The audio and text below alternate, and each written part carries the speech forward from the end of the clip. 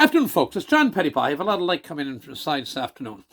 They taken Saturday afternoon, 20 minutes before 2, Mikhail Gorbachev. They've just buried the gentleman in Russia. And he was the last leader of the Soviet Union. We often on the YouTube and internet deal with small items. He was a big item. Watching the British Broadcasting Corporation, world news, he changed the world, and in many ways he did. Without him, the world would be a lot rougher place. We can't forget the saintly Ronald Reagan. Without Ronald Reagan and the strength and beauty of the powerhouse U.S. economy, Soviet Union would still be in a go. Ronald Reagan kept the pedal to the metal, and the Soviet Union couldn't keep up. The whole Soviet system is based on godlessness.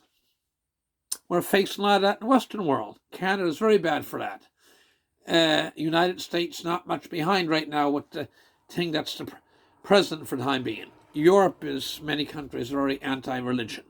And so it's based on anti-religion, anti-Christianity, religion of any sort. You look at communist China, the Muslims are being tortured to death in communist China. And all religions are suppressed. Buddhist, Hindu, Christians, you name it. They take and also the Soviet system was based upon collectivism, that there was no profit motive, that there was an individual. It's basically unhuman. I'm not going to go on this too long. It's unhuman. Okay? You're taking away people's ability to get ahead, to improvise, to invent, and improve.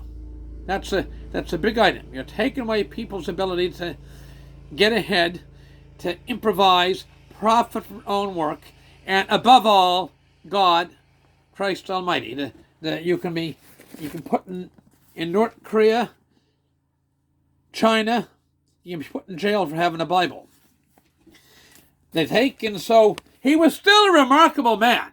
He was, I remember when he got appointed, President Reagan had come in, and there was Brezhnev was in the late days, and Leonid Brezhnev was in bad health, and they said he'd be standing there on the parade and the Mayday parade, they'd be up there very serious, okay, and they'd take and Alexa Kosygin be alongside him and so on, and they very serious, and they said, Chairman, Politburo, Leonid Brezhnev, can you wheeze a little bit harder?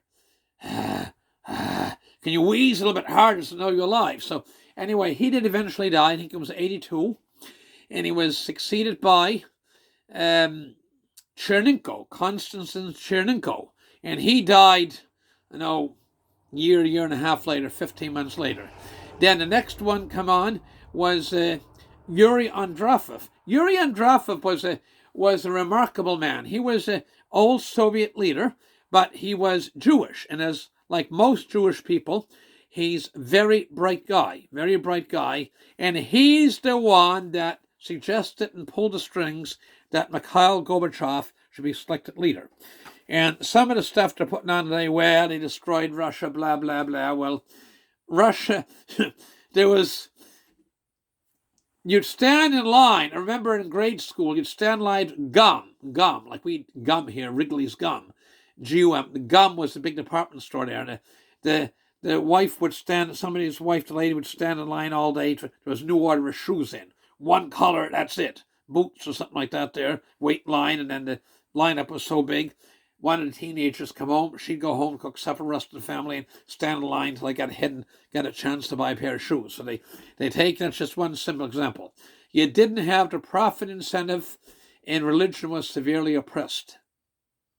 And he was a remarkable man, but we can't forget Ronald Reagan. Saintly Ronald Reagan he said after an interview, he said, what changed stuff? They had a big meeting.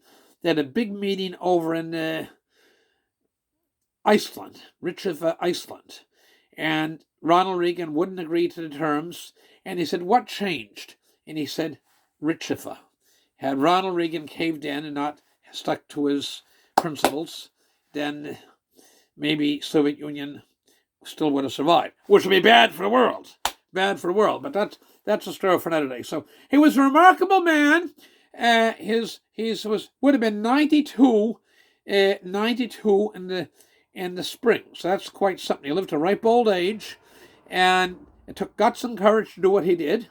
And that said, the Soviet Union was in bad state, but he could have. Many leaders, when they're trapped, will get really nasty and do all kinds of nutty things. You're gonna see that communist China in the coming years. So he was a remarkable man. He didn't. I remember late Charlie Jackson come in the store when the Berlin Wall fell in '89, and he said, "It's remarkable what's happening in the world." Okay, the eastern countries, East Berlin, Edward Honecker, and Berlin Wall fell, and he didn't send the tanks in like the Soviets did in the 50s or in the 60s in Czechoslovakia, Hungary in the 50s, 56 like it was, in Czechoslovakia in 68. And so, remarkable man in the history of the world, and died several months shy of his 92nd birthday. And so the world would certainly be a lesser place without him. He missed his wife, was it Rishav, starts with R, it's a Russian name. Apparently she didn't get along with Nancy Reagan, so the scuttlebutt said. But anyway, she was quite an attractive lady and apparently a fine wife, and he missed her greatly when she died. He never got remarried, but he was 91 out. See, certainly the world would be a lesser place had he not had the guts and courage to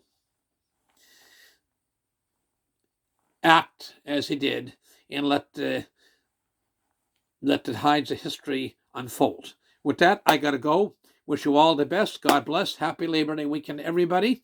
And if you're in this area, Cape Breton or East Nova Scotia, get out to the Fall Fair in Antigonish. They have everything from cotton candy to candy apples to Ferris wheels to horses and animals, 4-H days, and the whole thing. And music tonight. All the best. God bless. Thank you. Bye for now.